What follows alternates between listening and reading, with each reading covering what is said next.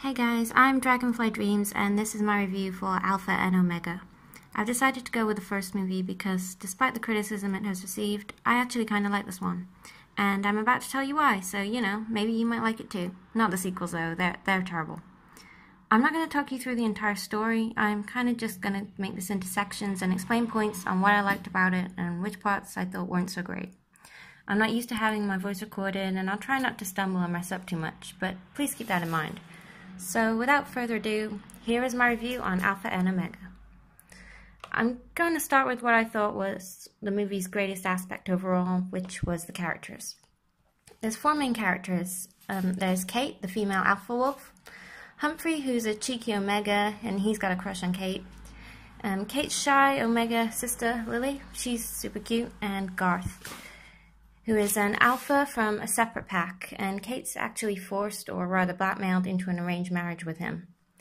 These characters overall are really well designed, right down to their color schemes, their hairstyles, their eyes, and their body types. In fact, in this movie, every single wolf is designed to look completely different from each other, and that's pretty cool considering how many there are. It's a shame the sequels messed this up, but we're not going to talk about those right now, so yeah, moving on. The designs also match their personalities perfectly. Kate is like a beauty queen who somehow manages to keep her hair and tail in perfect condition despite all those acrobatic stunts she has to perform. Humphrey is a common grey, scruffy Omega. Lily is sweet and shy and hides behind her hair, and Garth is basically a bulky stud wolf, so yeah, they all suit pretty well. And the voice acting in this movie is spot on. There wasn't a single character in the whole thing that I thought, that voice sounds stupid or that voice sounds mismatched. Every voice actor was absolutely perfect, and the dialogue was pretty great too. You could really tell how the characters felt about one another, and they conveyed emotions pretty well as well. Lily in particular is an amazing and adorable character, and it's near impossible to not like her. She was my favorite overall, and her and Garth's scenes together felt so natural and perfect. But we'll get more on this story later. Now I want to talk about the design of the movie and also the animation. As I mentioned before, I really like the design of the characters. It seemed well thought out and they were nice to look at. However, it's a shame they didn't put the same amount of effort into designing the backgrounds and the scenery. Whilst the backgrounds aren't terrible, they're certainly nothing special and are pretty boring to look at. There's an awful lot of shadowy areas, which kind of makes sense because of all the trees, but even in the open areas like the canyon or the place where Garth teaches Lily to hunt, there's still so much shadow and it makes it kind of obvious that they didn't want you paying too much attention to the surrounding areas. I guess at least the focus is where it should be, which is on the characters, but it would have been nice to have some cool scenery or landscapes to look at. Now the animation is decent in my opinion, and there are some parts where it really shines. The wolves are part anthro, but they're still quadrupeds, which can seem a little weird at first because it's a bit different to what we're used to. But this does allow them to do some pretty cool things, which, when combined with the right animation, can look pretty great overall. The characters are almost always moving, whether it's Kate and Garth showing off their cool acrobatic alpha moves, or Lily using her body language to convey shyness and tell jokes, or fan herself with her tail. So even though the animation isn't the best in the world, it's still pretty creative when it comes to the characters. Again, not a whole lot happens involving the background though.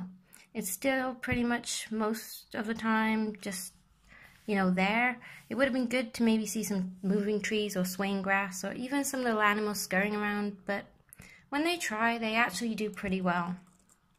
Now I'm going to talk about the music. Overall, it's great. Most of it is made up of wolves howling melodies together, and it's pretty wonderful to listen to, as well as diverse. They even cover different genres of music using this method, and because of the great voices, it works really, really well. Another thing I particularly like is how they don't feel the need to use background music all the time. In fact, a lot of the scenes are filled with natural forest noises, and some use very quiet and subtle notes to go with what a character is doing or feeling. This is another thing I noticed during the scenes with Lily when she's trying to get to know Garth. The music seems to go along with her emotions, whether she's hesitating or doing her cute little turtle moments. It just really works. I can't think of anything bad to say about the music at all. It's really great and really worth listening to. Alright, now it's time for the story. I'm not going to try and retell the story in its entirety. I'm just going to give it a brief talk through and mostly talk about what I liked and didn't like about it. There is going to be spoilers though, so just be warned. The main plot has been done before and it is fairly predictable. However, that's not to say there's nothing to be enjoyed here. In fact, there's actually quite a lot going on, including subplots and character relationships, so you're bound to find something you enjoy. First, we have the main romance story, which is basically a Romeo and Juliet story but with wolves, who are from the same pack but cannot be together due to traditional laws. I particularly like how there's no real villain in the story.